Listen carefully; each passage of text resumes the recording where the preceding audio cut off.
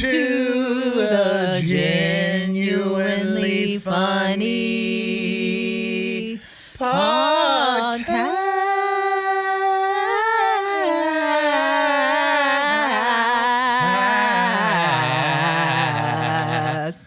Oof. Wow. Put some auto-tune on that. It'll be great.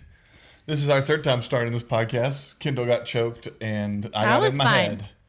No, you were choking and coughing. We could have survived. Anyways, good morning. Well, no. Welcome to the Genuinely Funny Podcast, episode 4. This is our 4th week doing this. Yeah. It feels like it's been longer, but also not. Mm-hmm. I've been having a lot of fun. Thank you. I have. Oh, okay, good. Have been having a lot of fun. I'm trying to lean into you, but this is I don't like it. Okay. Well, how so? I like leaning this way. That's fine. I mean, it'll just be more editing for me afterwards. So no worries. What? What's the matter? Go ahead. I'm just leaning We're leaning in. We're leaning in leaning into your space. Touch my nose, and I'll kill you. Give me a kiss. That's dumb. That's great for audio listeners. For anybody that's not watching the actual video, then we just leaned in very awkwardly and kissed because we're married. As proof. It's proof that we're married. Still married. So Kendall wanted to start with us making up haikus on the spot. Yeah. Kendall, why don't you explain to the camera what 5 syllables, 7 syllables, 5 syllables. There we go. You go. 3 lines. 3 I'll lines. have to go first this time? Yeah, because I went first and I made a banging haiku about turtles. And then you were like, oh, the world. Stop drawing my attention to it. It's just going to put me in my head again. Is Stop. Okay, go. Make a haiku. I'm in my head again. Get out of it. No. Make a haiku about what's in your head. I could never know. I could never know all the things inside my head. Why would I even try? That was good. That was good. All right, your turn. Haiku, go. I need a subject. No, you don't. You didn't give me one. Well, okay, about... Because you have a poet's laureate brain. You have a poet's laureate brain. What's a laureate? Who's Lori? I don't know. I think it's my aunt. What is a laureate? I don't know. Does that mean like you're good at it? Like a suffragette, I think. No. Secretariat. It's a horse? That's a horse. You do a haiku about a fairy with all your fantasy books that you read. It should be easy. Go. Okay, hold on. Fly, fairy, fly far. Yeah, go ahead. Can you do it without... Don't repeat another word for the rest of it. Go ahead. Fly, fairy, fly far. The world... Was world count as 2 syllables? The world is beyond the stars. Okay. Fly, fairy, fly far. The world is beyond the stars. Come on. Yep. Midnight is coming. Okay. Fly, fairy, fly far. The world is beyond the stars. Midnight is coming. It's ominous. Winter is coming. Yeah. Okay, there we go. Earlier, you said the one that you made up about turtles, you said swim. The last line was swim for your life. Yeah. But I thought you were going to. I think it's good to end a haiku on an ominous threat. Yes. So you don't know what's coming next. Like, are they going to make it? Don't know. Obviously, it's very perilous. It's a cliffhanger for the sequel, the haiku sequel. Yeah. Haiku. The Reckoning. The Reckoning. Yep. I feel like in your brain was screaming at you just to say, fly, fairy, fly, fly, fly. Just repeat the same words over and over again. Could have been. I didn't, though. We my buddy Tim, who played bass in my band, and we went to college together, at North Greenville University, we would have poetry nights, right? So it's like college... This is when I'd started writing music and it was like all introspective and existential. People would snap instead of clap. Yes, that is like common courtesy. That's just poetic ethics. Why? Poetics. I need you to not kick my guitar off. I didn't. It's going to happen. I was flying fairy fly. North Greenville, we used to have poetry nights because we were all college students and we wanted to express, and we didn't play sports. So we expressed our feelings. That was the two options. Yeah. You play either sports. Pummel someone in sports to get your aggression out, or you write poetry. Yes. And put your aggression on the page. And so, like we would do poetry nights. You could do songs. I played a few songs at poetry nights. I think I read a poem or two. I enjoyed writing poetry in college. That helped me to write songs and to think in a different way. It was fun. But my buddy Tim would shout out to Tim Sarrazin, and he would write poems that were like parody in nature that were very funny. But he would deliver them 100% stone cold seriously. Yeah. And then everybody was like, "Oh yeah, that's really deep. I love that. It's a great poem." And I will recite one of them for you now. This is pretty close, but not exactly right. Okay. So he'd get up in front of all these students. Everybody was dressed in all black and had berets on. No berets, but it was just like emo kids. They took it very seriously. Yes, exactly. Yes.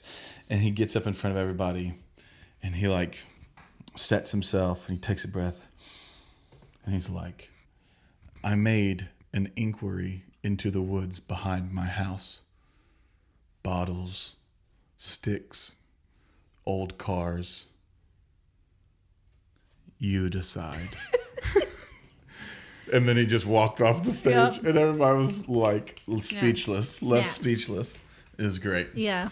They had another one that was like really an actual really well written poem, but then like the final line of the poem, he's talking about stars in the sky and the Milky Way and all this stuff.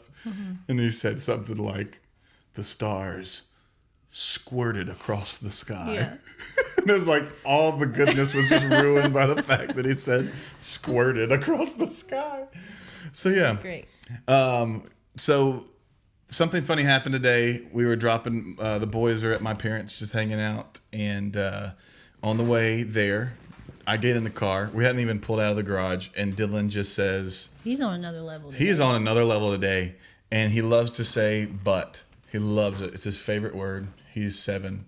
So that's, that is on brand. And he just says, "FaceTime my butthole." And I was like, part of my brain, the 12-year-old part of my brain was laughing. And then the parent brain was like, "Hey, cut that out. Don't say that word. Like, that's just ugly. Don't talk like that." Yeah. And he's like, "Sorry." And he goes, he pauses for like 1 second. He's like, "FaceTime my penis." And I look over to Kendall. She was driving. I was just like, and she's dying laughing. Yeah. No parenting brain is happening over here. I'm driving. She's can't do just both. Laughing. And I'm start laughing too. And it's like, that just fuels the fire. They get that from me. Like if I was in school, class clowning it up and someone laughed, it's like, just double down. Yeah. Keep going. Keep going. You are not great at not laughing. No.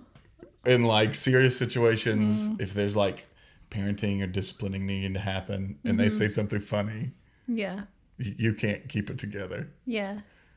Think of a time where that I happened. did really good last night when Shepard threatened my life. I did giggle a little bit. Yeah. Bedtime is a whole thing. I know that it is for all parents, but like specifically Dylan Patat just can't. It's like when you're like, all right, go get in the bed. We try and give Dylan and Bear a little time. Like if you want to play, do some Legos I also or read. give them a heads up before it's like I'm like, hey, setting a timer. You got 10 minutes, and then it's go brush teeth. Prepare potty. in your mind in 10 minutes. You're going. And to they're bed. like, okay, Mom, great. And last night, Shepard and Dylan were just resisting it, and it's like, okay, you guys go brush your teeth. It's like we can't allow all 3 of them into the bathroom to brush their teeth. They just wrestle. They just fight in a tiny bathroom. Yeah. But so we were like, okay, Dylan, sit in the hall because he was not listening. Shepard started just following suit, just like not listening. Yeah. Like, okay, sit in the hall. And then they were still chattering or something. And you're like, all right, Dylan, you lost your iPad for a week or something. Yeah. And then you were like, Shep, if you don't stop, then you're going to lose your iPad too. He turns around and he said, I'm so mad. And he'll hit his fist. Like, he go, I'm so mad. Yeah, put it on his leg. And I'm like, why? Who are you mad at? He said, you. And I said, why are you mad at me? He said, if you take my iPad, I'll kill you. And like I was in our bedroom, like doing you something. said, what did you say? Yeah, and I was my You dad. went alpha dad. I went alpha dad. And he's like, what'd you say? What'd you say to my wife? Yeah. And he said, I said. He looked at me. He looked at me. Said. He's like, I said, I will kill her. And then we paused, and I said, do you understand what that means when you say that? And he was like, I don't know. And so I explained what it means to, ask someone. And he goes, I said, is that what's in your heart? Like, is that how you really feel about mommy? Like, you don't want me around anymore? And he goes, no.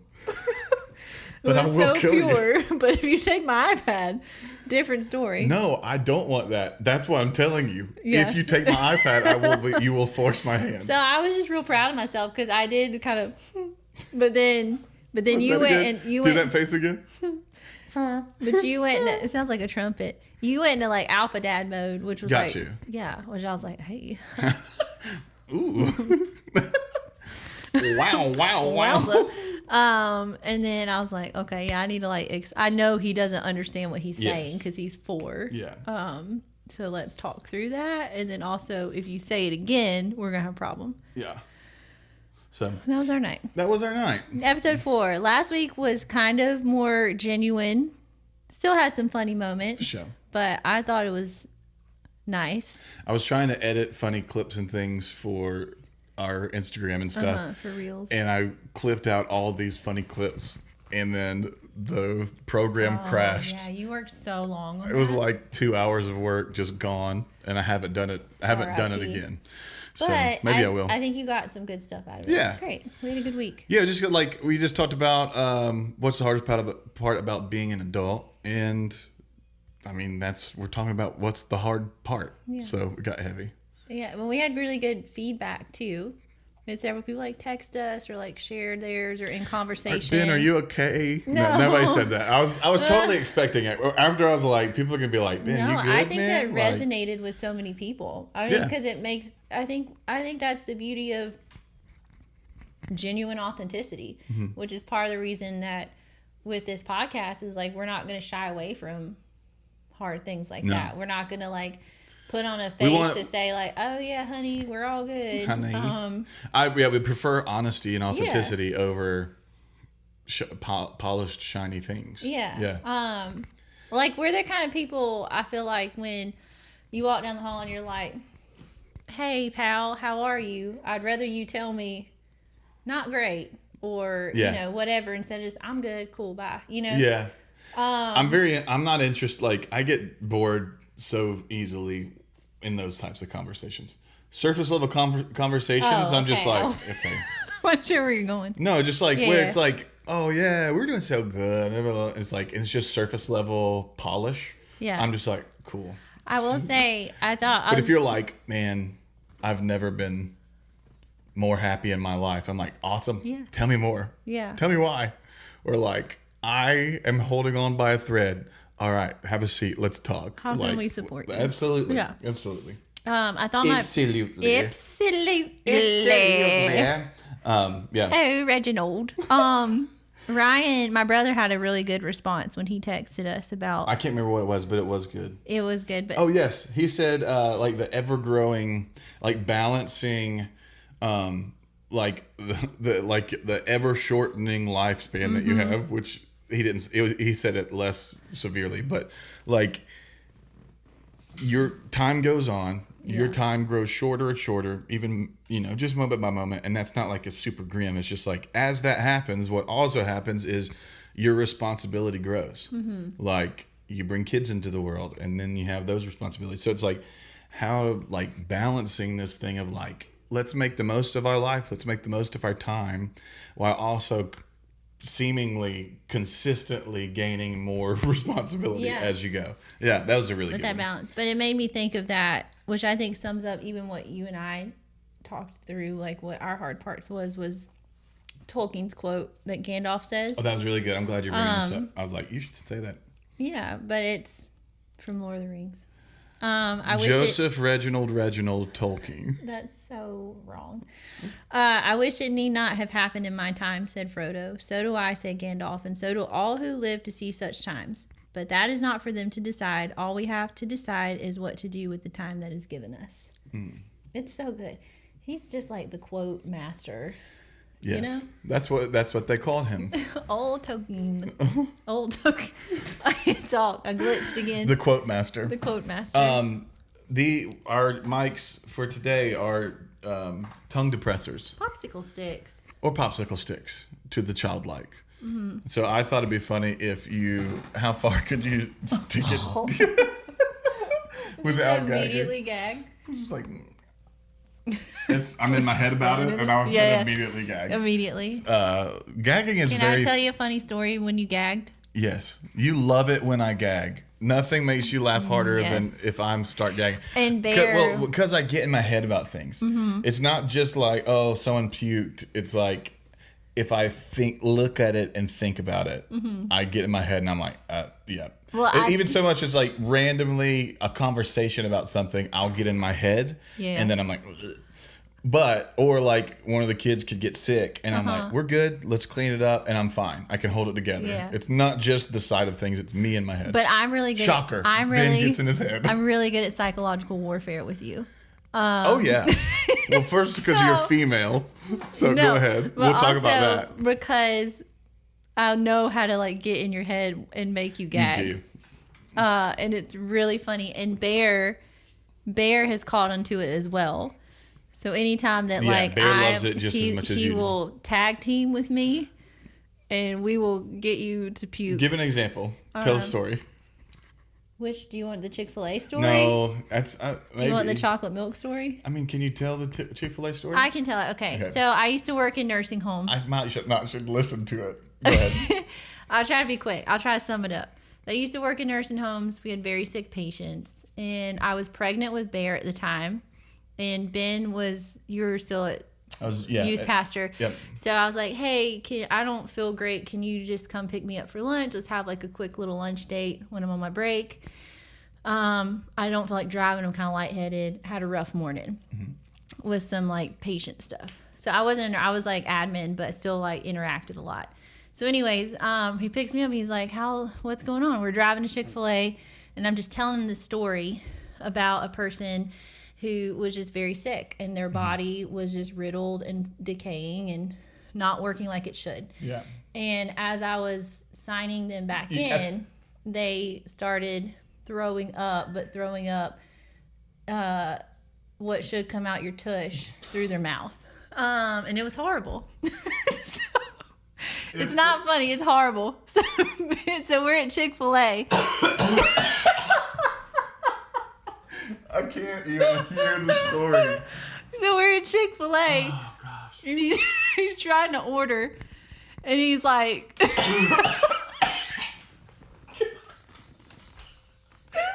Yeah, that's what he's doing. In the Chick-fil-A box, he's like, can I get a number 3? And I like held it. It's like she told me the story. She told me the story as we're pulling up. And this lady... She told me the story as we're pulling up to the drive-thru. I'm seeing stars. And I'm like, gosh, that's terrible. And like just enough. And then like it's like, it. Yeah. You thought about it just It was enough. just the perfect amount of time for me to like turn and start ordering. But think about what she actually said. Yeah. And then it's like mid-sentence. You're mid-sentence trying to order a chicken sandwich. Yeah. And you start gagging into because this was like before they took your order in line. It was like you actually had to go to the box. He's ordering the box and the lady's like, I'm so sorry, sir. Can you repeat that? And I tried again. And he's like, I get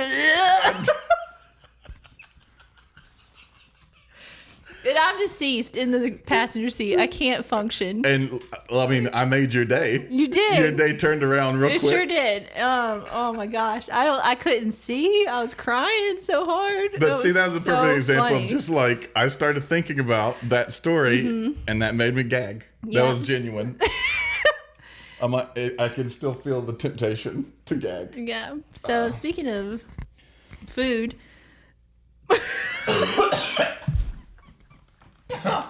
Oh gosh.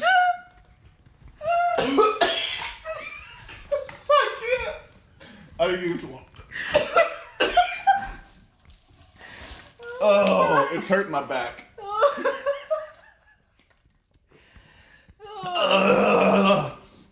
We have to change the subject. Yeah. We have to change the subject right now.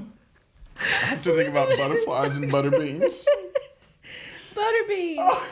What's the mark? Okay, so this week we decided to talk about what's the mark? Oh, I'm sorry for the audio listeners. You just have to watch this one. What's the mark of a healthy church? Oh, gosh. Yes, that was my question And idea I had. I said potlucks. That's a good segue. Good That's a good segue.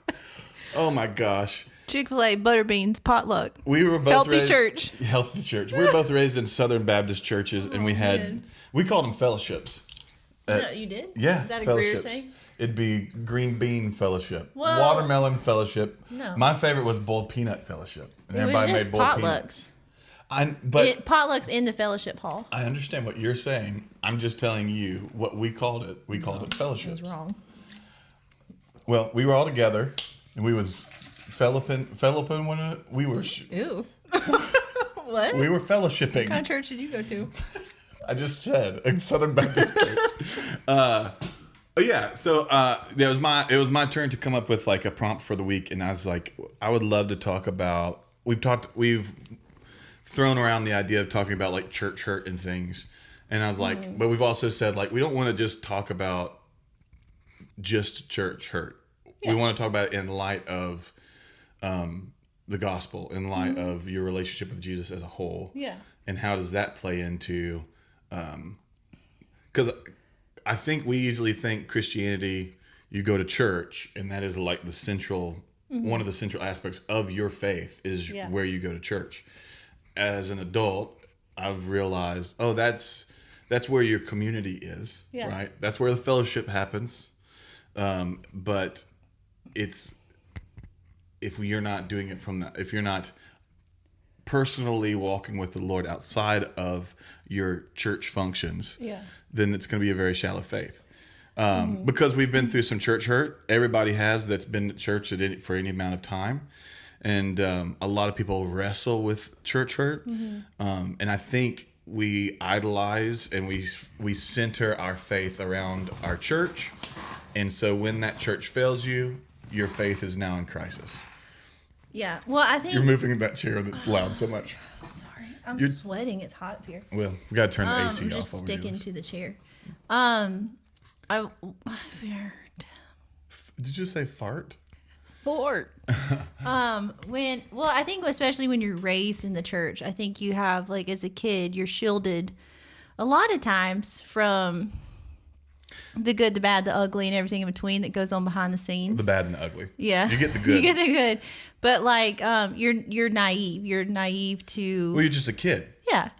Those things are silly. Yeah. And trivial. So like and we'd rather be having fun. So right. So we're like when we're at the Jesus says we should be childlike. Yeah, when we're that's one of the having to sit sit through another 30 minutes after big church because they're having a business meeting, and the church got to vote on stuff, and then people start arguing about it. Oh yeah. And you're just like, I'm so freaking hungry. Shut up. It's like the memes of like me and my brother playing N64 or like me playing N64 while my parents are trying to squeak by in the financial crisis. Yeah.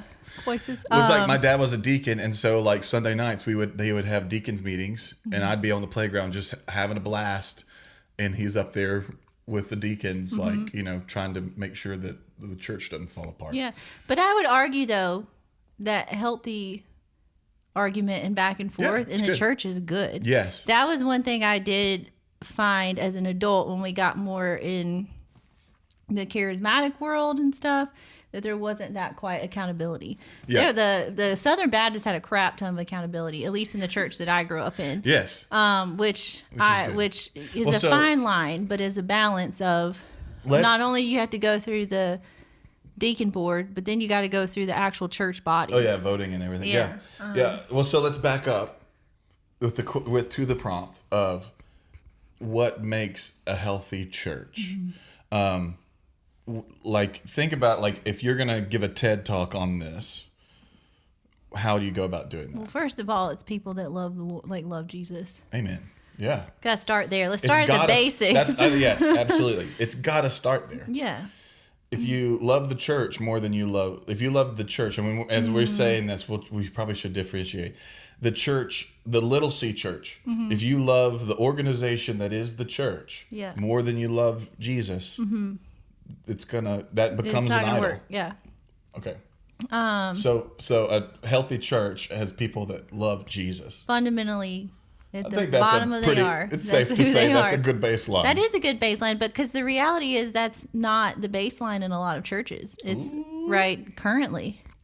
It's power. It's power play. They're drawn to either the drama or the power or whatever it is. Being the leader, yeah. Being the loudest, or just being the loudest one in the room. Sure, over like their love for Jesus, and so I mean, I guess that ties into like grieving the Holy Spirit and all that stuff. But like that's another thing. But anyways, I would start there. I think it starts with the 2 basic commandments: love God, love people. That's the foundation of a healthy that's good fellowship of church. That's great. Goers.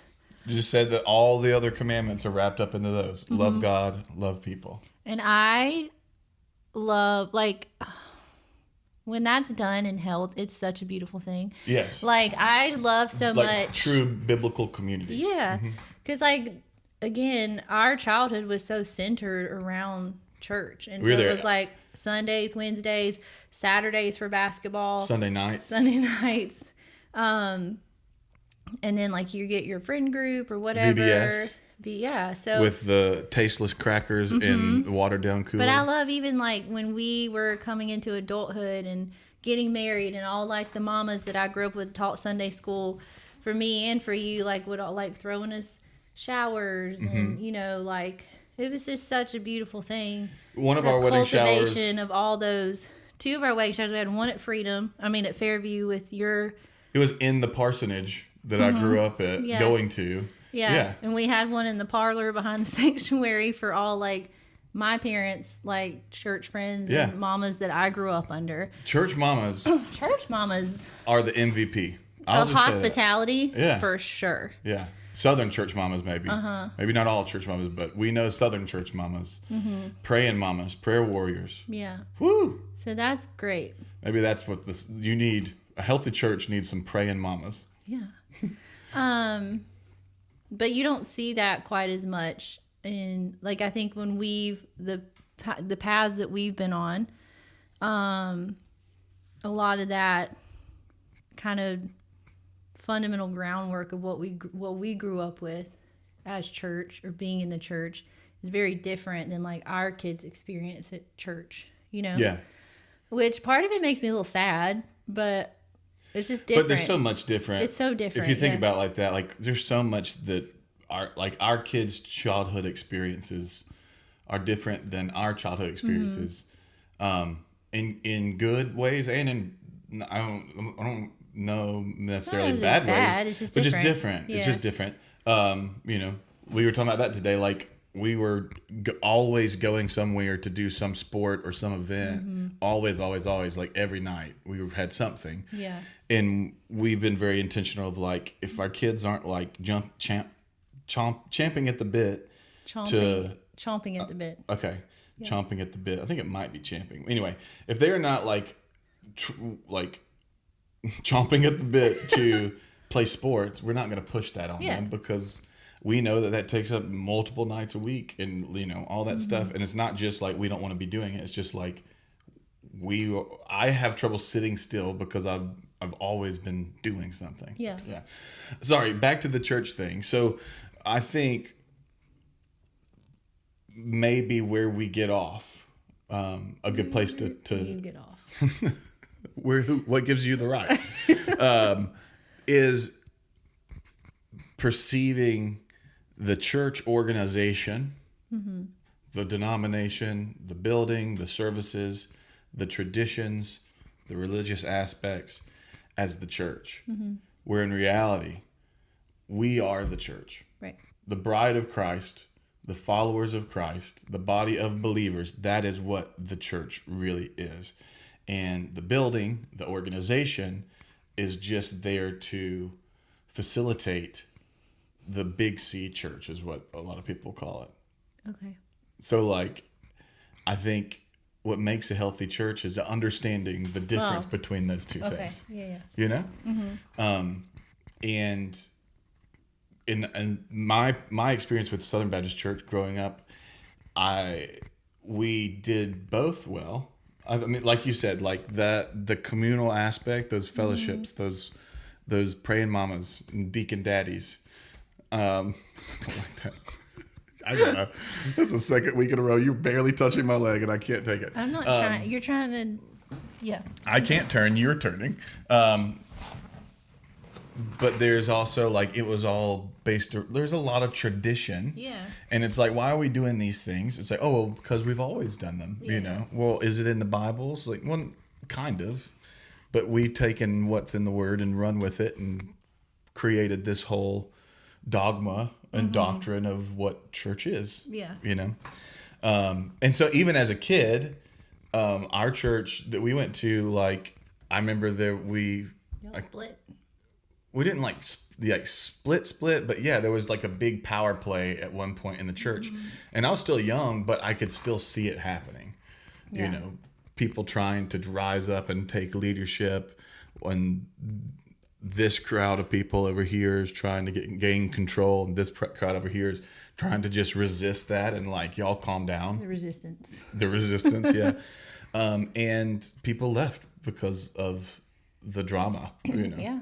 And I've been in ministry. I've served in ministry for a long time, off and on here recently. But like, ministry is incredibly messy. Yeah. Because you're dealing with fallen people. You're a fallen person whose job it is to minister to fallen people. I think that's part of the problem, though. Is like people try to run church like a business. Oh yes. Well, I think that's something that's happened with the church in more recent time, I would say. Yeah, but I mean that's a very real thing. Like, I understand having like paid staff and like whatever. I don't think that's a bad thing. It's not. But when that's hard. That's a hard line to walk when you are trying to run the church like a business instead of like as the church is like God lays out for us in Acts. Yes. You know, because then you're just overworking people, you're crapping on their pay. Like, it's not a healthy thing at all in that way. There's a lot of unhealthy things in the church. Yeah. Let's just acknowledge that. Yeah. But like, but not just breeze over it either. I mean, that's kind of what I wanted to get at is the Little C Church, the organization of the church. There's plenty of things that are wrong. And the good thing that I see is there's a lot of churches nowadays that the big C church, the body of believer church, is acknowledging that and realizing that and making changes to try and create very healthy churches. Yeah. But there's a lot of unhealth in the organization of the church. Yeah. Or the church organization. One of the things I have often wondered is when we talk about Acts 2 church, where it says that everybody had everything in common and they all gave to one another and made sure that everyone's needs were fulfilled, met. It's very, I mean, it's a longer conversation, but that's very socialist. But it's the kingdom is what it is. Yeah. That's not, I'm not even going to call it social. That's the kingdom. That's the true body of believers taking care of each other. But we have all these denominations now, the various flavors of Christianity. Yeah. And I'm like, okay, so, you know, whatever that denomination is, like, why are there so many denominations? Why is it that the church as a whole, the body of believers church, like, split so many times over the years? Yeah. And there's really interesting history in that. Yeah. Of like it becoming the state religion. And I have not read, like, is it Constantine that made it like the state religion? Yeah, and that's where so much of the organization and like in today's terms, scalability, like let's solidify the standard operating procedure so that if this is going to be a state religion, we're all doing it in an organized way and it all looks the same. Constantine did it for power. Again, it was a power play. Yep. So I mean, you're still seeing that man playing enters out. into man enters into Yeah. um, Man this puts community. himself above Holy Spirit. Yes, yeah. Man enters into this community and tries to implement all of these structures and systems. Yeah. And then that plays out, and the long-term consequences are it becomes more about the systems than it does about the creator Yeah. and the savior that allows for those systems to even be a thing. Yeah. Yeah. Because in Acts 2, what you see is, led by the Holy Spirit, the church, body of believers, exploding. Because they were living their life. Like, that's the thing. It's like obviously, you know, people talk about like their tent making business, because Paul was a tent maker to like pay his way, or like relied on the hospitality of others. And it's the same thing with like Priscilla and Aquila, like all these people that are named in like helping expand the gospel. Like, they were just everyday Joes, like fishing or whatever, like, and using the provision that God has given them to like further the mission of the gospel. Yeah. Not demanding like a title and a role within this infrastructure, and people submitting to them and their authority. Yeah. Well, that's kind of what I wanted to touch on, was the church hurt that we've experienced. And I mean, like this, we just came out of a season at a church that ultimately over the years we realized was very unhealthy. Specifically just the leadership structure and the way that trickled down into our day-to-day operation. I was on staff there. I'm excited to hear this from your perspective, because I think we have similar hurts but different perspectives. Sure. Because like A is like me being your wife over the years and watching you just get crapped on in ministry. Yeah. Like, and that wasn't just at this last expound place. on that. That wasn't just his yeah. last place. It was like at every single church position you've been in. Let's start there, Okay. because I love ministry. Yeah, same. I love the church. And I want to have this conversation because so many people have just abandoned the church, the organization, but and in consequence, like the community. It's like, I don't want to be a part of the body of believers because of the pain that I've experienced. And that ultimately leads to like anger with God and like 100%. just walking away. Yeah, from God, why would you allow this to happen? Jesus. As opposed to, and the Lord has protected my heart. I love the church.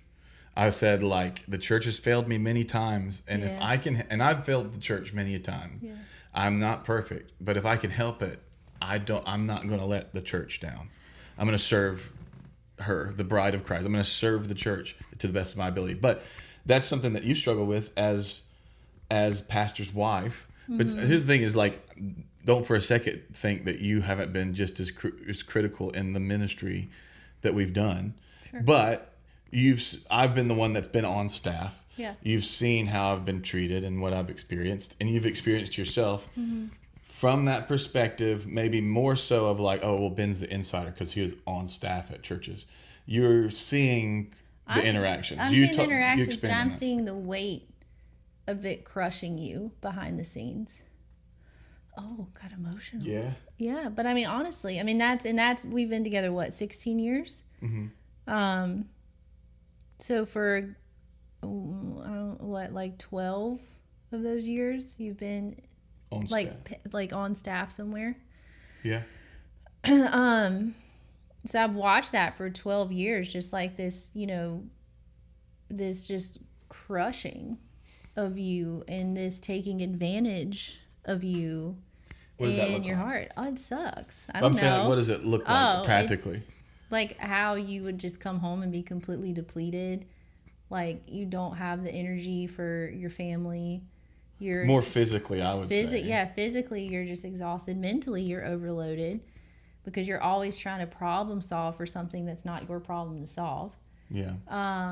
Like you're just drained. And then like, but it does send you into a spiral of like questioning, what am I doing? What's the point? Like, God, why are we in this? Why are we here? You know, blah, blah, blah, whatever. But it also puts a strain on our marriage because then I'm like, I can't bring my problems to you because you're already crushed under the weight of the problems of this thing. And I don't want to add to a burden on your back, which is not healthy. Like, that's not what marriage is supposed to be. Yeah. Right? So I would say, like, you know, even when we got home, we got out of the hospital just having our first kid. So and the church was like, at the time, Paul, at the time I was youth pastor. I was a youth pastor, worship pastor, production pastor, and media pastor, making $25,000 a year. I was and I was working about 60 or 70 hours a week, but I was getting paid for a part-time So also job. working at Best Buy. Yeah. And Sherwin-Williams. No. We quit Sherwin-Williams. So I just worked at Best Buy. You picked up Best Buy and picked up shifts when I was pregnant with Bear. But anyways, we get home from the day we bring our newborn baby child home. First son. And they call Ben and say, hey, production pastor, we need to make this video to get out this week for like announcements or some junk. Can you come up to the office and film this today? Yeah. And I was just like, absolutely not. Like, we just got home with our first child. Like, the day we brought home, you're not leaving me here by myself with our newborn baby. So would you say, because I would probably, that's how I would explain it, is like, after that church is when when we left that, like when I stepped off staff at that church, we left that church, is when I started with real estate. And then the next church that I went on staff at was the last church that we were at, but it was the first full-time ministry position that I've ever had. Well, but even but I'm just saying, like, I think what you're saying, just to make it very practical, is like, I'm an all-in person. Yeah. And my heart is to minister to people. Yeah.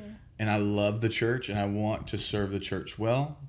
And especially at that time, you had a very hard time saying no. I was very bad at saying no to things, because the people pleasing was a very real thing of just like, and it's like, I still, like, we act like that's the worst thing in the world. No, I want to serve people well. I want to bless people. But I felt like I couldn't say no. Now I know when you say yes to something, you're saying no to something else. And so you have to balance that priority of, if I say yes to serve at this event, that's saying no to a Saturday with my family. Yeah. And it's okay to say no to the event to say yes to your family, because ministry needs to start in the house. Correct. And with your family first. And I didn't always do that well. Yeah. Because I'm guilty too of prioritizing ministry over family plenty of times.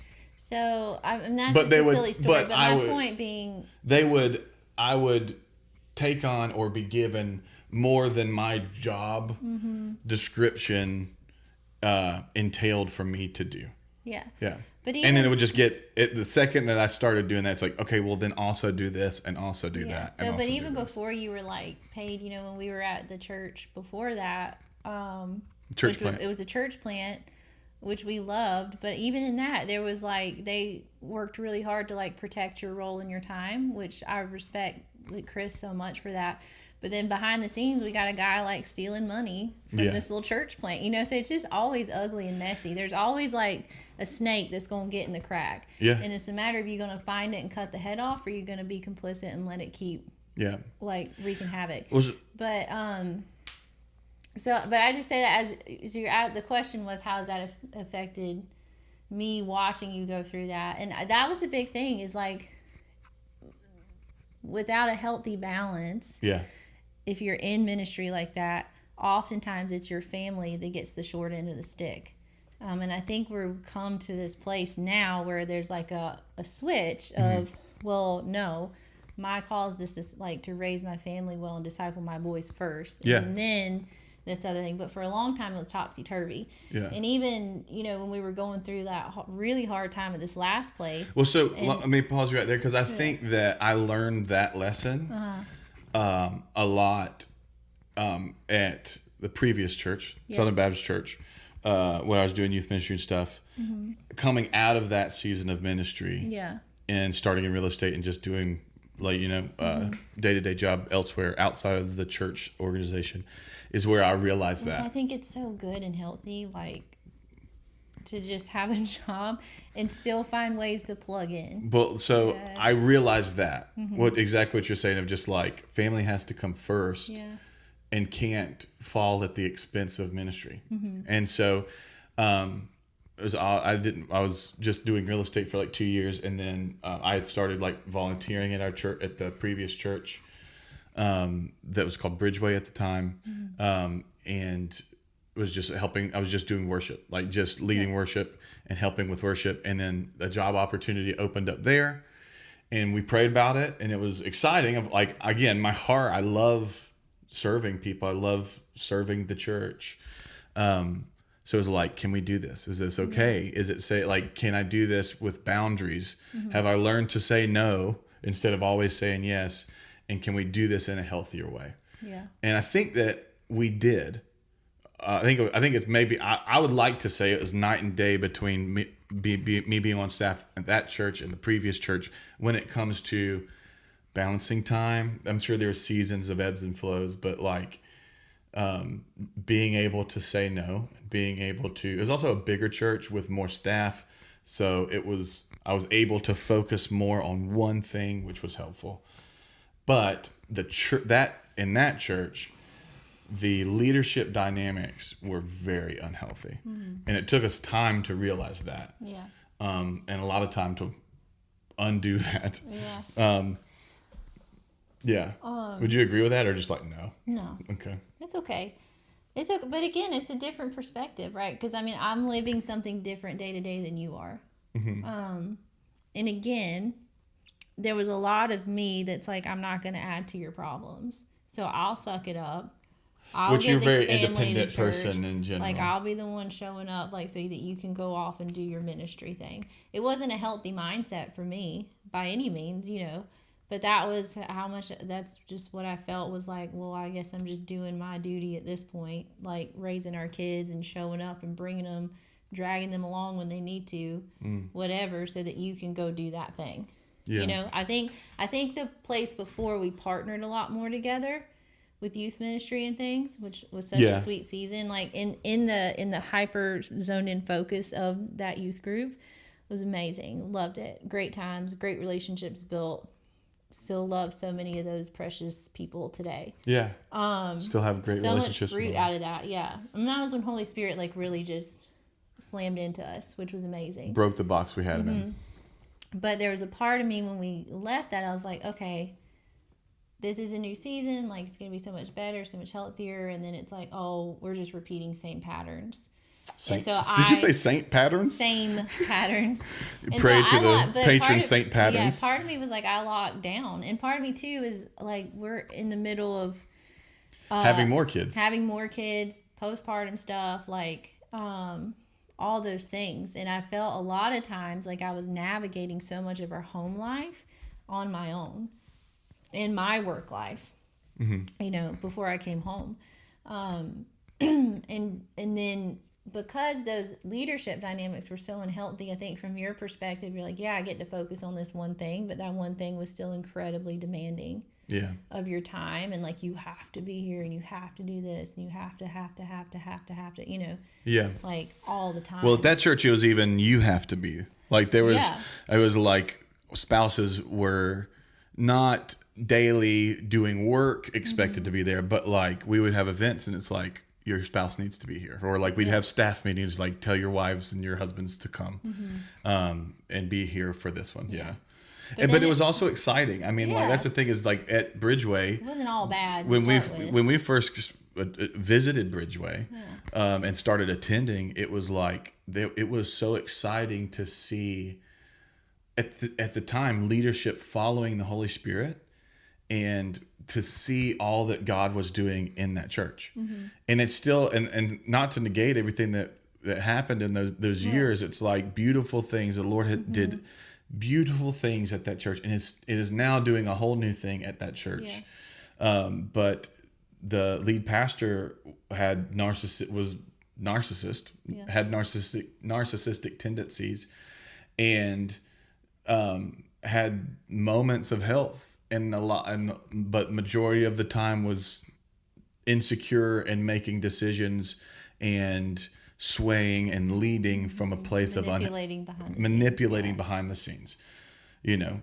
And it to was make, being allowed. and it was being allowed, Yeah. and the Yes, leadership that was surrounding yourself them. by yes men. So that is maybe, I mean, that is something that the Bible is very clear about. Elders and overseers and deacons, Yeah. and there is structure to the community that is the church. Sure. Not the organization that is the church, but that is healthy. Yeah. People who are above reproach, husbands of one wife. There's all these But things. the problem is the yes men. If you weren't a yes man, you'd get cut. And let So go. yes, at Bridgeway, it was the elders were basically there to agree with and say yes to what the lead pastor had heard the Lord say since lunch. Yeah. Like vision would change every 2 weeks. That was something I struggled with, and even aired was like, I love vision and mission and values, and when we've got clarity on vision, mission, and values, like, give me the ball, coach, put me in. I will run at that thing, and I'm good at thinking from a perspective of what systems and structures will help us achieve that goal. Yeah. So if you've got a good vision, a good mission and values, you know who you are and what you're trying to do. I'm really great at, as long as it's something that I agree with and believe in as well. Let's create systems to make that happen. Let's create structures within our organization. Just the very real admin side of things. I'm good at that. Yeah. And we would change directions. Now we're going over here. We're going to be a house of prayer. We're going to do revival nights under a tent. Oh no, now we're going to do podcast. And it's just like all over the place. We didn't know who we were. He didn't know what we were doing. It changed every 5 minutes. And I struggle with that. Yeah. And when I brought it up to him, he called me out in a whole staff meeting because I came to him in a break on the staff meeting. Because that staff meeting, we can get juicy. That staff meeting, he was having people publicly confess sins specifically things people had said or thought about him in front of everybody. Yeah. It was like, and it was very much like, if you do not confess right now, there will be consequences in your life from the Lord. The Lord will smite you. The Lord's wrath will be poured out on you. And if you don't do that right now, and I'm sitting there thinking, like, I don't know. I'm actively, because of that leadership and because of that atmosphere in that time, but also just across the board. It was a whole environment of constantly doubting yourself, constantly searching yourself for anything and everything that was wrong that would lead to judgment from God. Yeah. It was a warped and demonic theology of authority. That was grieving the Holy Spirit. And we had a break in the staff meeting, and I was sitting there asking the Lord, like, is there some way that I've sinned against the pastor and that I need to confess? And couldn't think of anything. And then, like, we go on a break. He's like, let's take a bathroom break and we'll come back. And then I was like, I get frustrated. The only thing I could think of was I get frustrated by how often you change the vision, you change the mission. And so I just went up to him and talked to him and confessed that I was like, hey, I was just sitting here thinking, I would like to just confess that, like, I get frustrated by you when you shift the vision. Yeah. So, and he was just like, oh, thanks for sharing that. And then I go to the bathroom, come back. First thing as we regroup, he calls me out that I came to him in the break and not in front of everybody. So, like, any feeling or belief of that being a safe place was out the window. Oh, it never was. I just had a thought, though.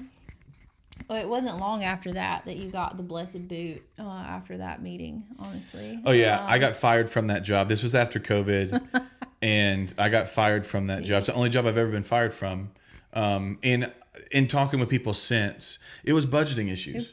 Like, and it's like, I understand that. Like, we had a large staff. I understand that. How long has it been like that? Oh, just turned that. Okay. There it is. Like, there we go. I understand budgeting issues. Yeah. And what I even told the leadership after the fact was, don't lie. Don't lie. Because what happened is I went into a meeting with the lead pastor and I was associate worship pastor. It was a weekly meeting we had, a huddle of like, here's where we are with the projects we've got going for worship. They fired so many people in those settings, though. Yes, I'll tell a story about that. And then it became not about like, and in those meetings, I was the executor. I was like the admin guy. So I'm like, here's where we are on this. Here's where we are. Here's what's coming up. Here's what we're going to do. And he cuts me off and he's like, the Lord has told us it's time for you to go. Mm-hmm. And then he's alive, and he just goes through this whole spiritualization of why you're being fired. And then is like, has the Lord shown you that this was going to happen? And at the time, I mean, I was shocked for a minute, but I had seen him fire people left and right at the drop of a hat and call it the Lord.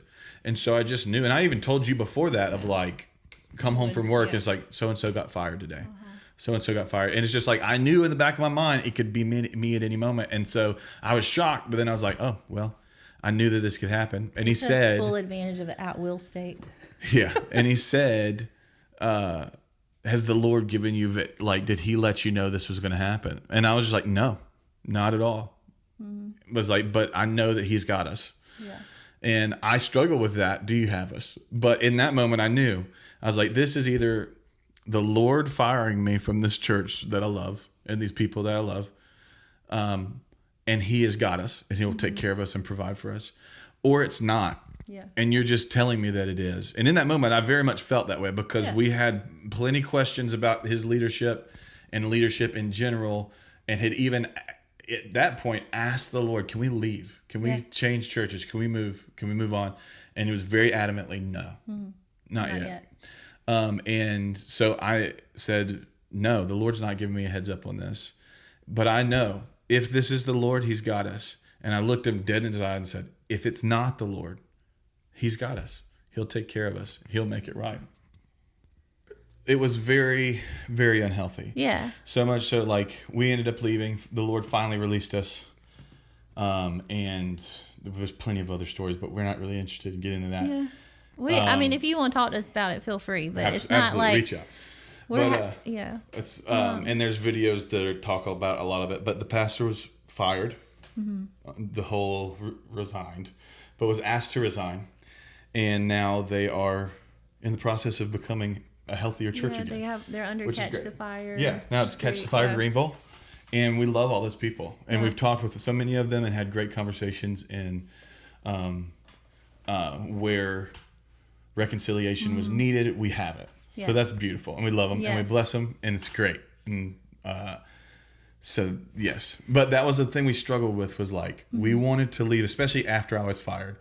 We asked the Lord regularly, weekly, and even before, daily, because we leave, and he said no. Had this, like, I think also because at the time we were more like helping coach people, whatever. We're more in their like discipleship program and helping, and I was like, some of this stuff y'all saying ain't right. Yeah, you know, like that don't sit right with me. I'm not going to tell my group to follow that. It's like in their eyes, we were being biblical. We taught the word. Yeah, we said talk to God about it. Yes, talk to God. That was the big thing. Was like one of the structures. Like what happened was it had to come from the leader. Yeah. And if something was from the leader's mouth, you should act like it's the word of God over your life. Mm-hmm. Do not, and to question it would be sinful. Correct. To question it would be disrespectful and dishonoring to your leader. Which again, and a sign of not being in submission to authority. So you're in sin. Yeah. But us little Southern Baptist babies who grew up on the word, they wanted a lot of room for the Holy Spirit, but there's a whole lot of room for the word. Yeah. Was like, if that's not in the word, that ain't in the word. That's not right. That's not right. And we would coach our students. They had a discipleship school that we had, and I don't care to say it. We would not actively go against and trying to subvert what they were teaching, but when they taught something that was not biblical, we taught what was biblical. Yeah. So it's like, oh well, the pastor gave me this word, and now I'm stressed out trying to make it come to be. Mm-hmm. And it's like, I don't care who gave you a word. If the ghost of Paul pops up in your bedroom and gives you a word, take it and test it with the Lord. Yes, Test it with Scripture. And if it is the Lord's word, He's going to bring it about. Yes. It's His promise to fulfill, not your... To chase. Not your promise to chase and make happen on your own. Yeah.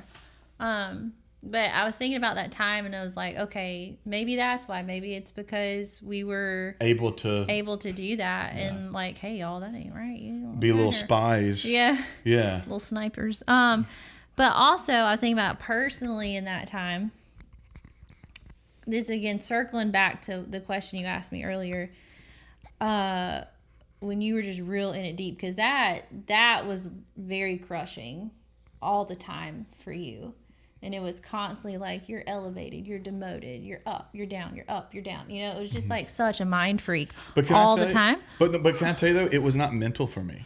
I know. It might have been, it was more, if I had to say that if that was like challenging to me in any way, it would have been more physical. Yeah. I've struggled more mentally and emotionally. Post that. Yeah, I agree. That. But I think those seeds were planted. Oh yes, during that time, very much like doubting myself, no self-confidence, lost your joy, not just doubting, but like questioning my intentions behind everything. Yeah, and so it's like that hiddenness we talked about in the first episode came from I don't want to be seen as self-seeking in any way. So let me just not do. Yeah, I'm not going to write songs because that's me trying to make much of myself instead of having the right view of this is me, this is who God made me to be, expressing my creativity in a way that brings me life and others' life. But to circle back a little bit to some of the things we just talked about, the beautiful things that came out at that time, which were very much relationships with people and that were in those groups or whatever, like we built some really solid friendships and things. Still have them. Yeah.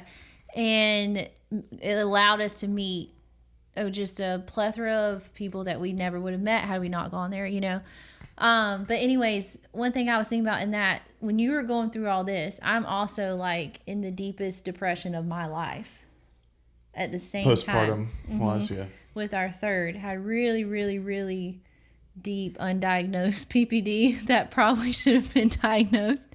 I wouldn't take medicine anyways, but we knew about it. Yeah, I knew we didn't know what postpartum depression was after Bear. Right. And then we did after Dylan. And so we were able to recognize it and work through it. Right. But Same with Shepherd, but it was just really, it was so intense. Yeah. Really, really, really awful. Never experienced the depths of darkness in my soul like that before or since. But when I said, there was so much that I wouldn't put on you, I think a beautiful thing that came out of that when we stayed and just kept saying all right, Lord, we're listening, we're ready to go, but you have us here, we'll still be here. I think a lot of that might have been even for me because of the women that were around me in that time in that group. Very much were some of the only support that I had in that time. Technical difficulties. Devil don't want to talk about this stuff today, but we gonna talk. But I think a lot of it for me came out that maybe that was part of the reason we stayed too, was maybe that I needed those people in my life in that moment, not necessarily the broader church at that time, but I needed the support from this very specific group of women to help me in that season, Take a moment. Stop saying bad words. Help me, Lord Jesus. Let's try and continue our conversation. Okay. You were saying you were surrounded by great women that raised you up. You were mentored and discipled by by the women that I was mentoring and discipling. That was one of the things that was so hard about leaving that church, is that we got cut off. When we were asking to leave just because of how unhealthy it was and how hard it was and the damage it was doing to us, or me at least, but us, mentally, Yeah. like, and spiritually. I mean, goodness, I'm still unlearning, like, tearing down bad theology from that church, from that leadership. Yeah. And undoing thought pathways and ways of thinking that came from operating in that space. Yeah.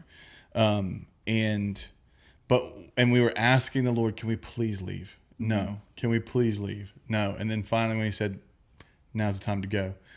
What we mourned and what was really hard was leaving the community. Yeah. Because the community, the body of believers at that church, is like within the church, the Little C church organization was this beautiful, true church, capital C church, body of believers, beautiful people, amazing men and women of God that we loved and we did life with and we did ministry with and were ministered to by them and ministered to them, that was real and healthy and good in a really bad situation. And the bad situation was the organization of the church. Yeah.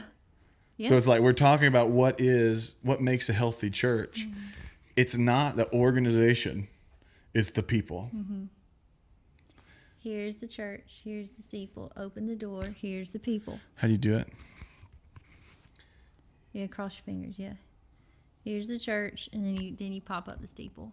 Open the doors. Here's the people. My grandmother had a little plastic church that was part of her Christmas decorations, and the steeple came off. And I was like obsessed with that thing. Whenever I was over at my grandmother's house, it's like, I have to take the steeple off. What's going on in the church? It's prophetic. Yeah. So you were saying, but just like that community that we had, when we did finally, like, and this is another like example of the unhealthiness of that community. When the Lord said, at the time I was still volunteering, I'd been fired from my associate worship pastor job. Golly. And then asked to come back as a volunteer. And then a couple months later, the worship pastor, she had some health issues and she was going on a sabbatical, and then they were going, I found out after the fact, but at the front end it was poised as like, oh, the Lord's been speaking to us.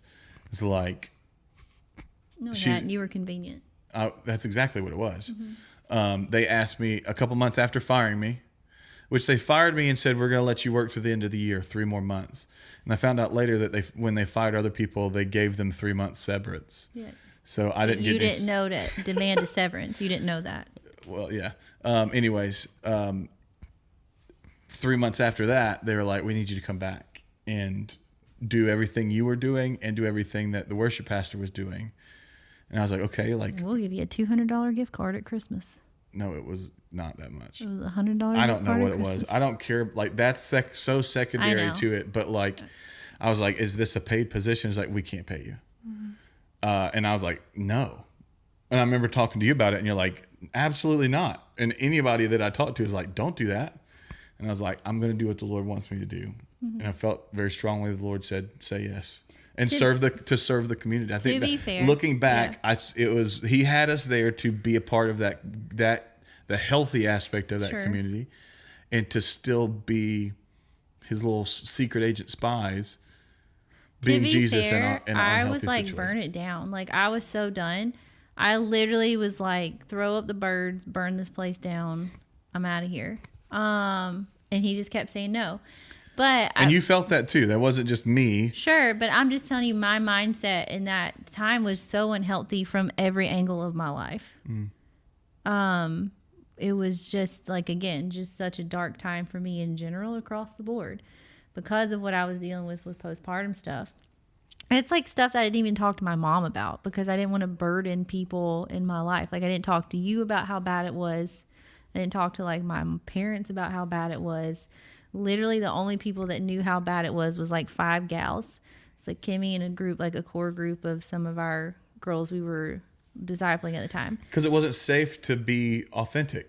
It wasn't safe to be genuine. No, it wasn't even that, because I will say, for me, I never had an issue. The only thing that, like, the times that I would shut my mouth, or like that held my mouth shut, was like if I felt like it was going to put your job at jeopardy. But there was plenty of times I was like, no, this is not right. We're not co-signing to this. Yeah. And there's plenty of times that we didn't, and like, Lord forgive us for those times, Yeah. you know, but That's not the but right it reason wasn't, to be quiet. no, but the authenticity part But was it's never, a real thing that we experience of like, it wasn't authenticity that kept me from doing that and kept me from like sharing in that burden with people, is because I didn't want to put my burden on other people. Like, because I saw you in your own wrestle, I was like, I'm not going to add to that. I saw like my parents are off being foster parents. I'm like, I'm not going to add to that. You know what I mean? So it was like, again, in the turmoil of that season of like 1 foot in, 1 foot out, the Lord's not releasing us. There was still beauty in it.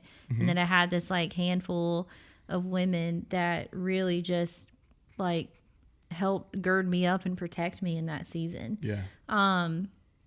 Which really sucked to leave. That was hard. But again, it was like, okay, when the Lord finally released us, we're like, heck yeah, like we are out. But it was still hard. Yeah. Because we wanted to, those people that we had those close relationships with, we wanted to explain and to we them. knew, but we knew also we also knew that the seen, pattern of if you leave, it's it's such a cult thing.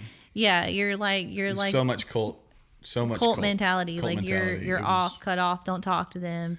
And, blah, blah, blah. And so that time, like we had seen so many people leave the church and by the leadership branded them offended, hurt, gossipers. No, they weren't. They just left because God and told them to. slanderers.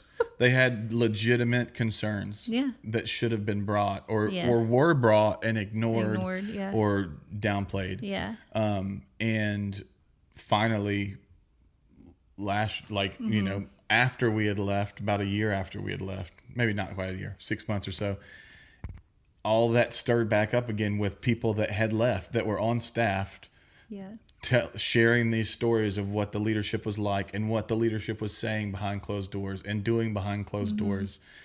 And the things that they would say as prophetic words, but really was just information that they knew. Yeah. Like just lying.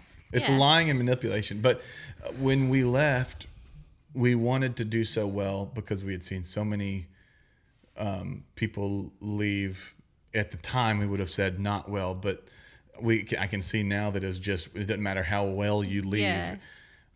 I had one of the worship team meetings that I was leading up until this time I was leading and helping lead. When the Lord said, first, he said, take a break from the worship team. So we had a worship team meeting. I got up and I was just like, hey, I don't know how long this is. We're not planning on going anywhere, but I'm taking a break from the team. And the response from our worship team, these are people that I'd poured into for 6 years at that point, was beautiful. Rallied around me. We worshiped together, hugged, prayed for me, and it was great. The next week was when the Lord was like, I'm releasing you. I'm releasing you from the garden was the name at the time. We had lunch with the lead pastor. It's the only time we ever had a meal alone with him. It's funny. Well, again, maybe protection in hindsight, right? Oh, absolutely. But we explained the situation, you know, like we're not hurt. We were. But we weren't acting in our hurt. Yeah. We didn't know how hurt we were until afterwards in the healing process. Yeah. But we were just like, the Lord's calling us to a new season and we're going to be obedient. And so they blessed us. You know, they said all the nice things and then he was like, well, you just had the meeting where you explained that you're stepping off the team, and came back the next month just to let them know, like, hey, I said last time we weren't planning on leaving, but we are leaving, and we're not hurt. We love you guys. We want to continue to have a relationship with all you guys. We'd love to come visit whenever we can, but the Lord's taking us elsewhere. And the difference between we're still at the church, but I'm taking a break, and we are now leaving the church. As soon as I said that, I watched the wall go up on everyone's faces, again, that I've been pouring into and ministering with for 6 years. And when I got done making that announcement, there was no prayers. There was 2 people got up and hugged me as I walked out the back door. Yeah. And it was like, oh, that thing that we really didn't want to happen happened. Yeah.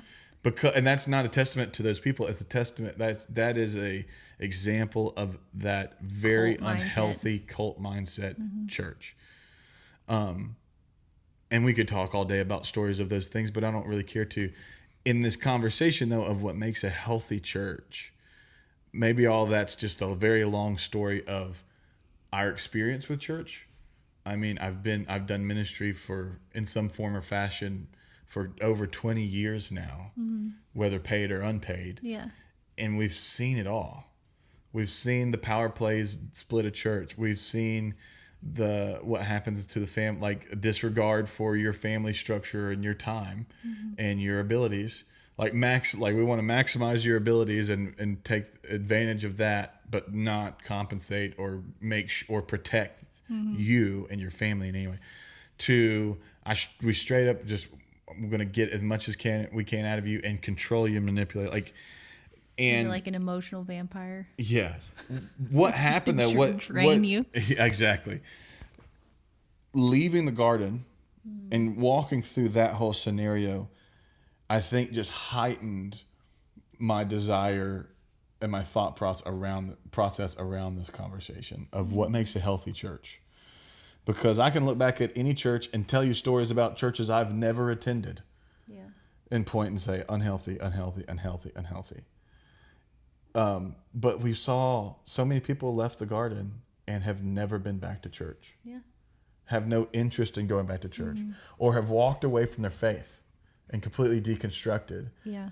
And the Lord's protected our heart to not respond in that way. We ran to Him. Yeah. And it is by far the hardest season of my life, and I feel like I'm still in it most days. Yeah. I think we're just starting to like come up for air out of a lot of it. Because again, it was like in the moment, I feel like we were very much protected. Like we had armor on in the sense of like, I'm getting you out of here, but then we're going to like really break down a lot of this stuff and deal with it like after the fact. Yeah. Which is hard, but it is also like we moved into a situation that wasn't great, but like there's also all these other extenuating things, you know? And it was just a season of, oh my gosh, we think there's going to be this relief because we're out from under this structure into psych. We're not done yet. Like we're just breaking you down even more. And like for me, again, it's weird because you're coming out of like, this is the lowest I've ever been to, oh, there's hope. There's hope. There's hope. Like again, like if I didn't have Jesus, I don't know how we would have survived anything. Like I clung to Him so deep, especially in that depression. Like I told you about that dream I had. It was the most stereotypical dream, but like I just needed it. No, it's not. Share the dream. Just needed it so bad. Tell her where you were and what the dream was. So I like just in the midst of this depression, and it was when I thought I was coming out of it. And I had a day that was like, there was nothing wrong that day. The boys were great. Like it was sunny. We were good. Yeah. That's how illogical it is. It is. It can be. But I was just like, God, like, I'm just done. Like, I crawled. Like, I was physically heavy. Like, I felt like I couldn't walk anymore. I'm going to cry. But, okay. Like, I know, but it's just...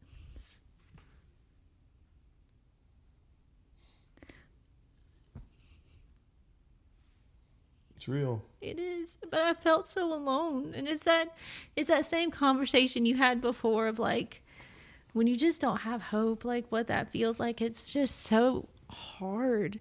And it's like, but I know in my heart, in my head that like I do have hope and I have this beautiful life and I have these beautiful babies, but I'm seeing like just the depths of darkness everywhere, like my perspective on everything.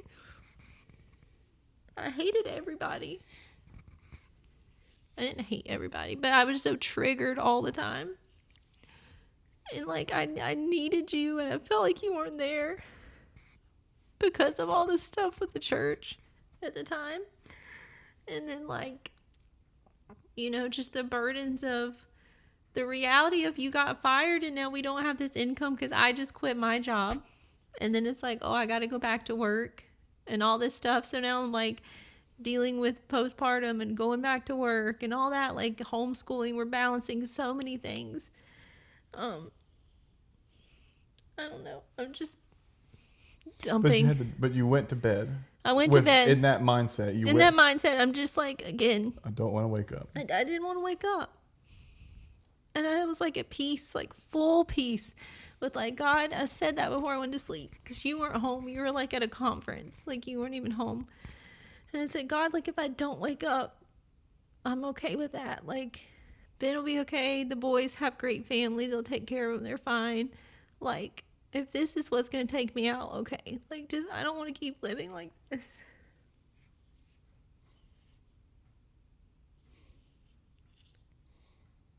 I don't think I've ever talked about it like that candidly. Yeah. It's okay. I know, but I need to get it together because it's such a beautiful story. And, anyways, that's how I went to bed. So I go to sleep and, I had this dream. It was just such a it's not stereotypical, but I guess like if you're, I don't know. This is the dream he gave to you. It's not stereotypical. But I'm just saying it was like, so he made it so plain and simple so I could understand it. There we go. Tell him about the dream. Yeah, so I we were on your dad's boat in a lake. I was by myself. We were like on lake probably Jocassee because there were mountains.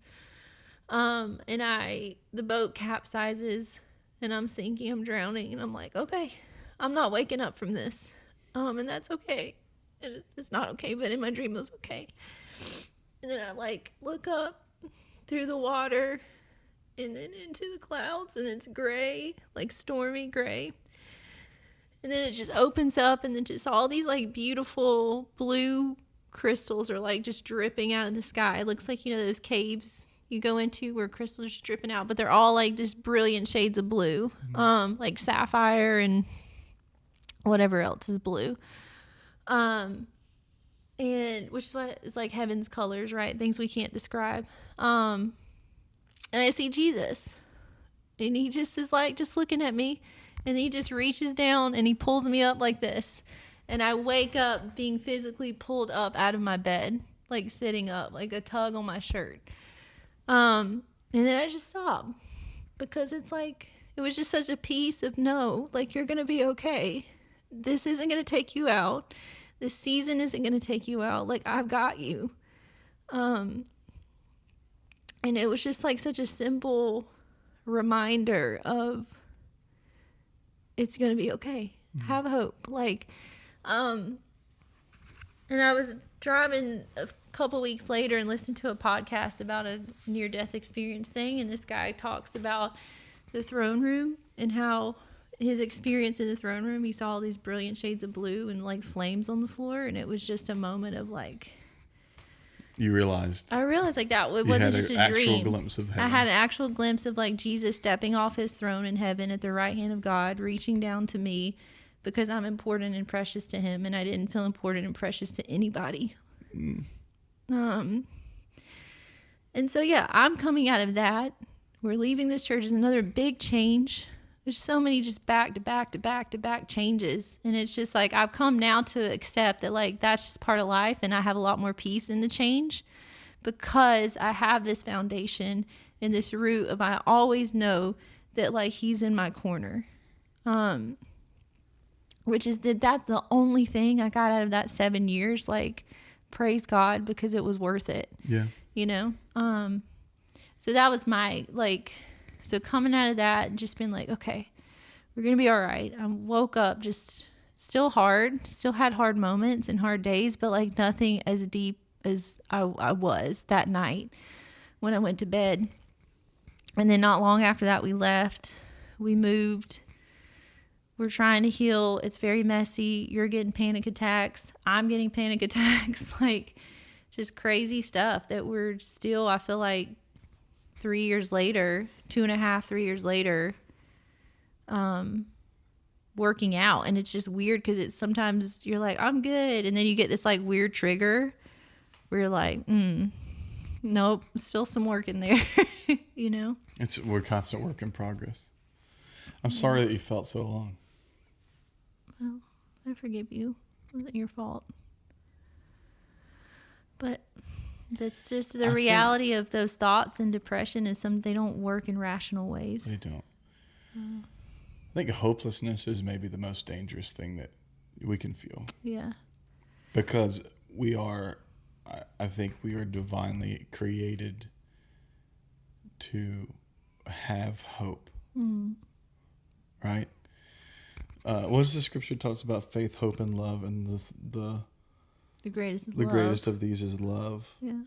But it's like to have and I remember at our current church studio sitting in a service when we first started going. It was right. I mean, all this was very fresh, and they had a worship night, and I went, and I was just sitting there praying, and like I felt like the Lord said, you are hopeless. Not meaning like I'm I'm not going to be able to do anything, but like what you are experiencing is hopelessness. Yeah. And I did not create you for hopelessness. I did not die on the cross for you to be hopeless. Yeah. And that was just a big wake up call of like, whoa, like a deep surrender of like, I mean, I feel like I surrender every day, multiple times a day, but it's like, it is such a dangerous thing because we have been created to carry hope. Yeah. To be an example of hope. It's like Jesus' parting words to us. So to bring this back to the larger conversation of what makes a healthy church, or what does a healthy church look like?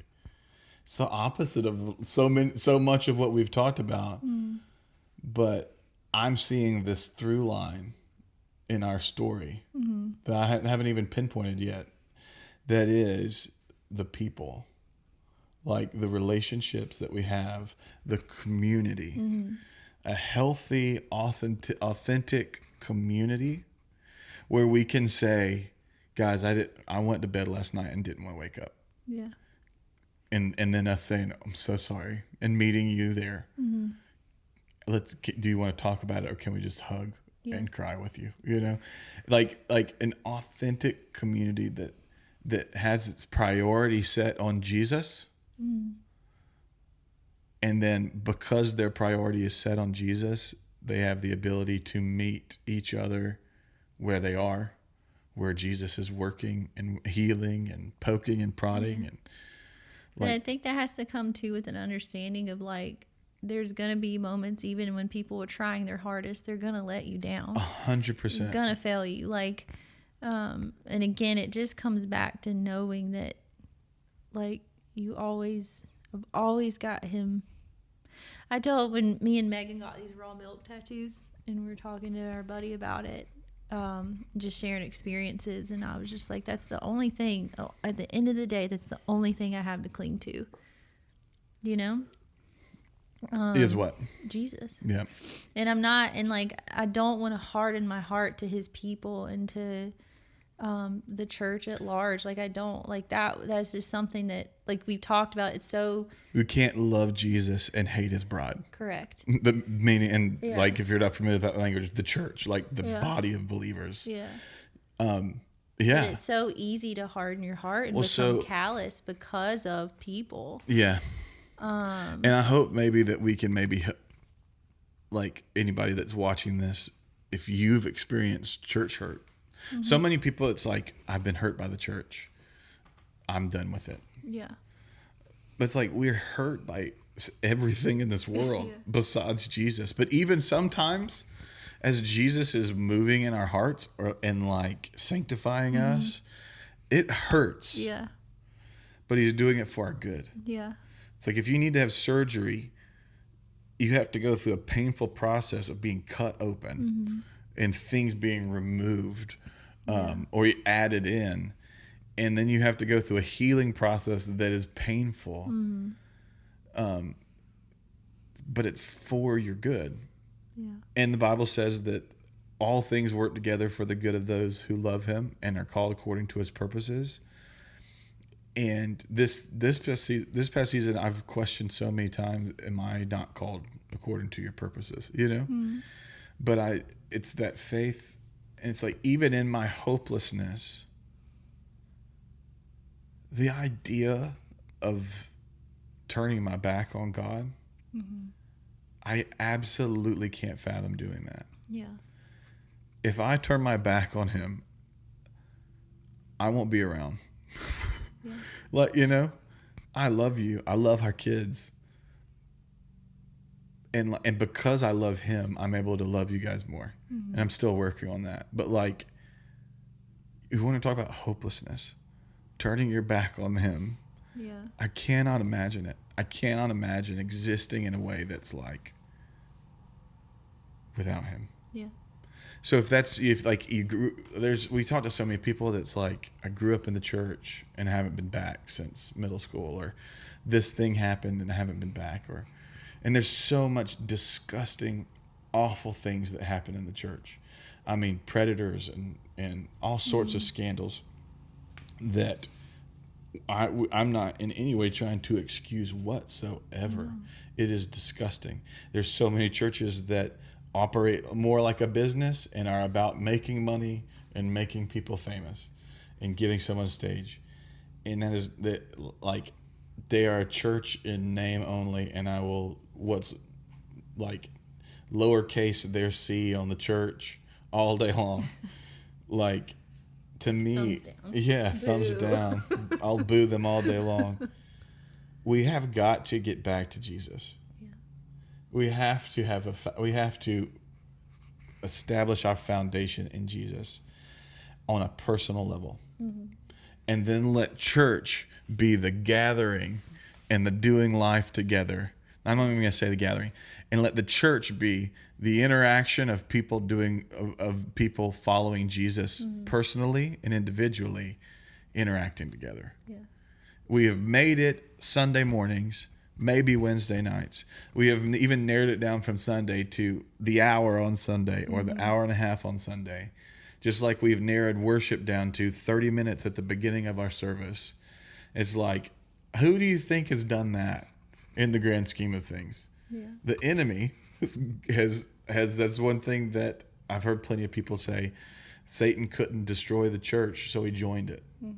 And I think if you look at the church, and if you're hurt by the church and you have bitterness towards the church, I understand. But ask yourself, is it the church? Is it God that you have the bitterness towards? And it might be. He's not shocked by that. He wants to meet you in that. So just ask him to meet you in that. Ask him to help, or he is not threatened by your anger towards him. He is not threatened by the hurt that you feel. He sees all of it and more than you ever could imagine, or more than you know that's in your heart. He knows it, and he wants to meet you in it. So, and just get alone and talk to him and pray. And you don't have to know how to do it. There's not a right or wrong way to do it. But just say, like, be honest with him. Be honest with God. And if that looks like a shouting match, a one-way shouting match of you telling him all the ways that you feel like he's failed you, I guarantee you it would delight his heart for you to bring that to him so that he can meet you in it. He's not threatened by that, Yeah. And What if you heard him holler back, though? it's going to change your life. It will change your life. What would God hollering at you sound like? You know how you like holler at your kids, like, stop doing that? Yeah. It's going to sound like how he responds to Job. Where were you when I laid the foundations of the world? Well, I mean, yeah. But like this conversation, it breaks my heart. Have it like if I zoom out for myself, it breaks my heart. The whole conversation of the church. I mean, Christianity and the quote unquote Christianity of evangelism, evangelicalism, and like what the church has been for the past 50, 60 years in America is dwindling and falling apart. Like, people are leaving the church, but now there's this. I see this return to Jesus and following the way of Jesus. And that looks like corporate gatherings with your brothers and sisters in Christ, doing life together, sharing meals, that is built on the relationship between you and the relationship that you all have with Jesus. And it doesn't depend on the 9 o'clock hour on a Sunday morning. Yeah. I'm not saying that's wrong, because I love the 9 o'clock hour on a Sunday morning. Yeah. I love it. I have a heart for it. I don't despise organization and having some sort of planning in a service like that. But if we stay there, which is what we've done, I think, if like on average as a church, as the big church, big little C church in America, we've just like, we have these traditions, we have these services, we have these organizations and rituals, and that's the most important thing. Let's just keep doing it. And more and more people are like, I'm not interested in that. Yeah. Because it's inauthentic, it's not genuine, it's hollow, it's a shell, and there's got to be something more to this. And I experienced hurt there, and I've been betrayed there, and I've been betrayed by this hollow thing that can't be what Jesus came to establish. Yeah. That can't be the rock that he established within Peter. You know, like, it can't be this. And when I look at what the Bible says about the church, and Paul writes a lot about the church that he's playing and things like that, and there is some organization there. But when I look at Acts chapter 2 and the beautiful community that we see there, where they had all things in common and they took care of each other's needs and they prayed together and they did life together, they would scatter and gather. Like, that's what my heart longs for. Yeah. Yeah. That's why I don't sell things. It just made me think of that. I always, like, we were talking about the other day, like, randomly, how, you know, when we have things that we're not going to use anymore, I have like a moral problem with selling I thought you them. meant like a sales career or something. No, I'm not good at that. I have a marketing degree, yes, but I'm not good at sales. But that, I don't. This is just off topic, probably. But no, it's not. Acts 2. You're but talking about, I do have this, like, there's this. You don't want to moral sell things. Thing in me that's like, why would I sell you this table I don't use anymore if you need it and I can give it to you? Yeah. It's called generosity. Yeah, which again, but like, you don't see that often anymore. Everyone's like, how can I make $1 off this thing? That's the American way. That's the society that we live in. But I can't. Like, it bothers me to my core. It disgusts me when that happens. It's like, yo, who needs this? Everything is measured and it has a metric. Everything that we do, say, work for. Life is so complicated now because everything has a metric. Yeah. I have a watch that will measure how many calories I've burned, how long I've exercised, but I can also buy a different monitor that will measure something else. Mm-hmm. Everything has a metric. I don't believe we're meant and created to live with the amount of knowledge that we have now. We weren't. If you go back to the garden, what was the name of the tree that they ate from? Sure. The knowledge of good and evil. Yeah. But I come, Lord Jesus. Jesus, come back. Please set this all right. We need a new heaven and a new earth. Like, we need it so bad. Yeah, but circling back, it's like, but not yet, because there's so many people that need you. It's the already and not yet. But to live is Christ and die is gain. If he takes me today, fantastic. Yeah. But yet, here I am, and there's breath in my lungs, which means there's work to be done. Yeah. But our encouragement would just be, I think through our experience, isn't it interesting though how, like, when people treat you like garbage, like at your job or something, you like tolerate it so much more than when people at the church treat you like garbage. Can I tell you what I think about why? Why? Then there's self-esteem stuff there too, but like, because we are trading our time and our identity and who we are as a person, we are putting forth to be given money. Yeah. Like, we're trading our time and efforts for money. Yeah. And that's a threat. If someone's, coming up against you, it's like, oh, like, you want to say, forget you. Mm-hmm. We're not doing that. But we live in a society where your bills are coming. Yeah. And no one's coming to help you. Sure. So figure it out, and you better make the money. Yeah. I'm just pondering that though. It's like, honestly, every job I've had, the Christians that I've worked for were the worst in business. I'm just like, Sunday afternoon lunch, ask any waiter who's the worst people to serve. Yeah. So people coming from church. Let's do better. gosh, let's do better. Because legit, like I am a Christian, and every Christian led boss company that I've had have been the worst to work for. Maybe this is a good way to end. Yeah. Think of a game while I end this. Okay. Make it a musical.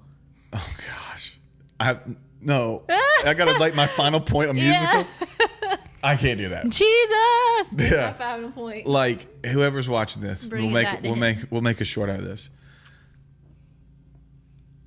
I will just agree with you. Christianity can be the worst. Like we are such hypocrites. We are such messes, and we do so much damage.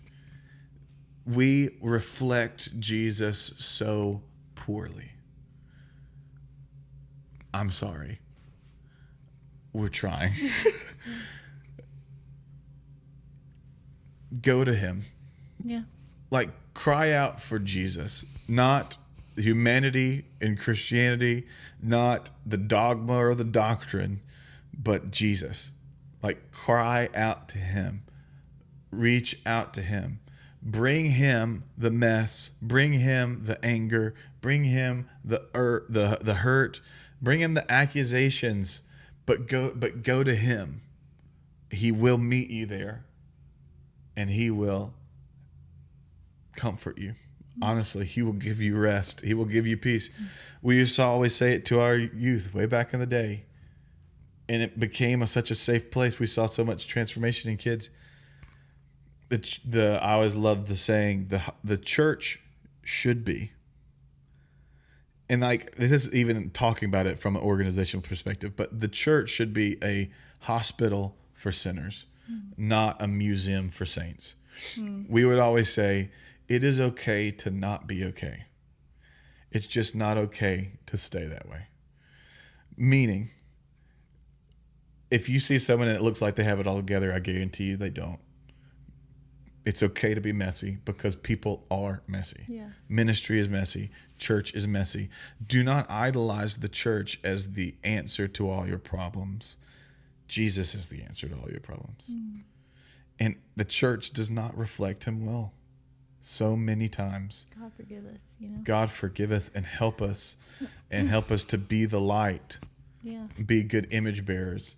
So please, please, please, please, please, please, just cry out to Jesus. I mean, he's meeting people in their dreams. Yeah. In Afghanistan, Iran, and I'm saying like people, people that never heard him, never heard the gospel, and they're seeing this person that they don't know who he is, and then he'll say, "Go talk to this person tomorrow," and then they go talk to them, and they're like, "You saw Jesus. I love those stories. You saw Jesus in your dream. He has transformed my life, and still is. He is the hope of my life, the stronghold. He's the light. Like, he's my refuge and my strength, and without him, I can do nothing." Yeah, he's the best. So we love our church, and our church is not perfect, but there's so much beauty in it. And one of the things I love about our church is the community that we've built, even in the short time that we've been there, and the hearts of the people. Yeah. The genuine, authentic, compassionate hearts of everybody. Like, I mean, I haven't met somebody that's like, oh, well, hold on. So, yeah. What's our game going to be to end this thing? This is definitely the longest one we've done. It's okay. I don't know. You're better at games. You got any games on that thing? You got any games on your phone? What if we do...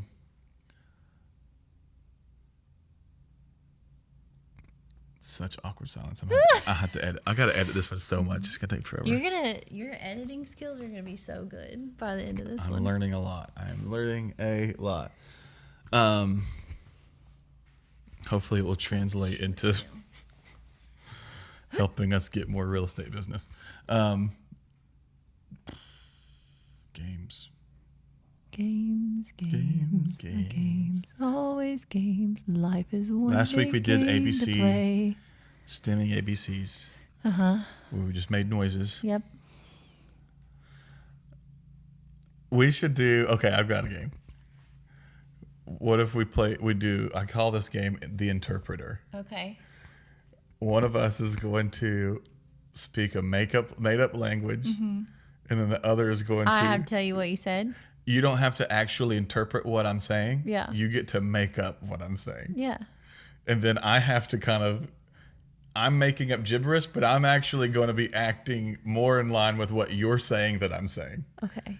So if you're like, oh, he's very mad, Okay. then I have to start acting mad. Okay. Who goes first? You go for it. Should I interpret you or should you interpret I'm me? going to interpret you. Okay. Okay. Are you going to like say a sentence and stop? Yes. Okay. As if we were in negotiations for tariffs or something. Okay. Okay. No, that's not the setting, but. The other day, my tummy exploded and I had to go to the hospital. And they said, "Sir, you have no more tummy. It's just a popsicle." How I eat now. And everything, it just goes in my gullet and flushes out my popsicle. I said, "Sir, how am I going to go on a date and not flush out my popsicle?"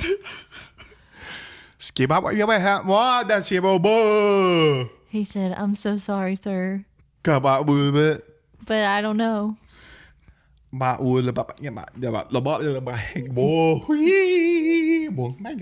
Dating's very hard these days, so good luck in your life, and I hope that you have a great day. Here's a popsicle for your popsicle. Bye. What is a pop? You kept talking about my popsicle. I don't know. What is it? Get your mind out to Goddard. It's in your belly like this. Produce these nuts. That's embarrassing. Welcome to the podcast. Rambabadumba. Trababashibu. Needs to be up a little bit. Check, check, check. Check, check, check. Check your booty. Check your booty. And I'm not a complete dingy dongy. And welcome to the Genuinely Funny Podcast. The Genuinely Funny Podcast. Welcome to the Genuinely Funny Podcast. Welcome to the Genuinely Funny Podcast. Welcome to the Genuinely Funny Podcast. Well, let's just say it's the Genuinely Funny Podcast. I'm the Shadow Man. I'm going to steal your pup. I'm an old fart. Are you ready? He always talked from hooded brow like this. Are you ready? Always talked from hooded brow? He always kept his head down like this and then put his eyes He up. always spoke from hooded brow. Hooded brow. Oh, I have the high ground, Anakin. And I'm gonna... You turned her against me. No, Anakin. You did. Wait, what does he say? You have done that yourself. That was me muscles. That was me muscles. Hello, it's me muscles. That was me muscles. That was me charm. Do that with that. Bruh, bruh. Big ups. Repetition is the key to remembering for me. Let's sing it. Like a show tune. Are we in New York in 1920? Yes. Welcome to New York. No, on Broadway, that's- mama. You're a star, baby. This is the stream of consciousness. Stream of conscious noise. Baby, we're on Broadway. In the pond. Wait, in the pond lives. No. Green shell. Swimming far. That's a good line. Is a little turtle car. Swim, swim, fight for life. I did it. I legitimately thought you were just gonna say swim, swim, swim, swim, swim. I thought you were gonna just Swim, swim, fight for life.